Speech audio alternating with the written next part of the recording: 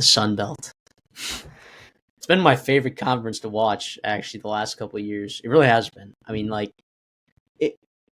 weeks 6 through 14, you have no idea who's going to be competing for the Sun Belt. Like, every week, someone's in it. 5 teams all have the same odds to win the conference championship.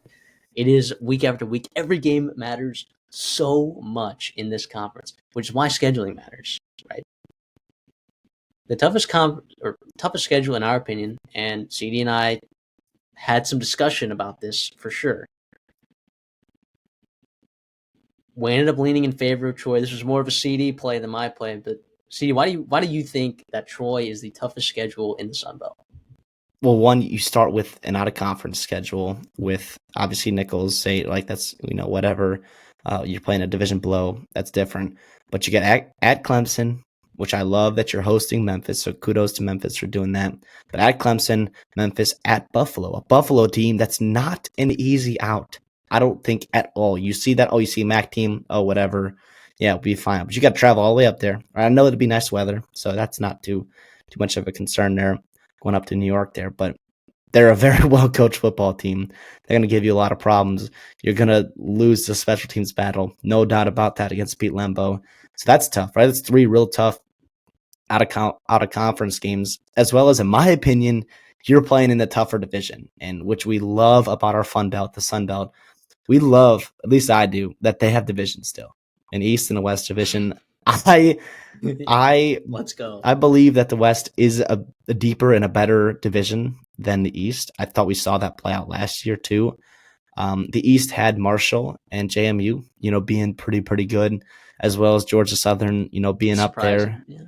But in the West, you're going to have Louisiana coming back again, Texas State, Arkansas State, South Alabama, teams I expect to be among that top half, almost top quarter of the Sun Belt, as well as Southern Miss getting a coaching upgrade there. You expect them to be better than 0-8 in conference. You expect Troy, who obviously, you're not going to play yourselves, but you expect Troy to be a little bit better in year 2 there.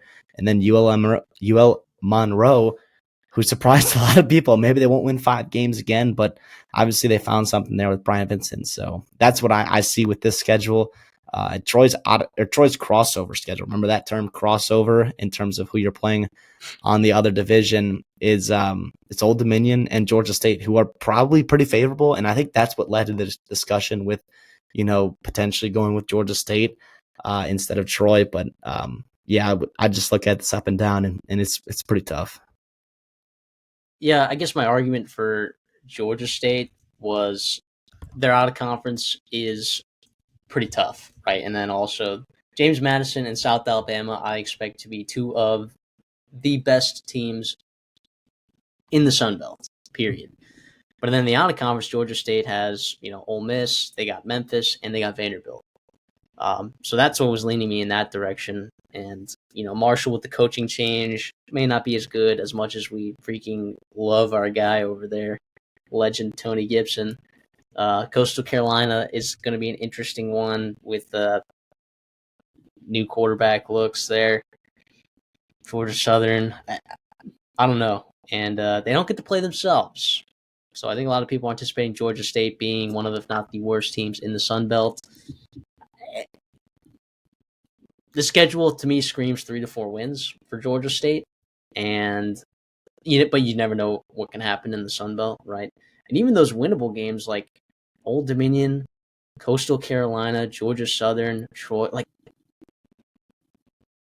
on the road, So you get your tougher games at home, but in Georgia State's case, that may not play in their favor, like it would play in favor for other schools. So that's why I thought that, but I do think that Troy's schedule, I was very okay with putting Troy as the redshirt sophomores' toughest Sun Belt schedule out there because, like you said, Buffalo, what are they, the 3rd odds-on favorite to win the MAC after Ohio and Toledo? We like Toledo talent-wise, boom. Ohio returning a lot of people, plus Brian Smith, continuity is great. Yeah, this Troy schedule it's pretty brutal.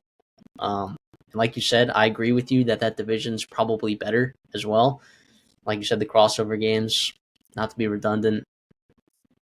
it's very good for Troy that they got those guys because, yeah, could have been bad. Jared Parker could definitely use some help here in year 2 because last season, I think, as Troy fans know, and Sunbelt fans know, that that's not normally up to the standard of what Troy's done. I mean, ever since that they've been in that Sunbelt, they have been a force to reckon with.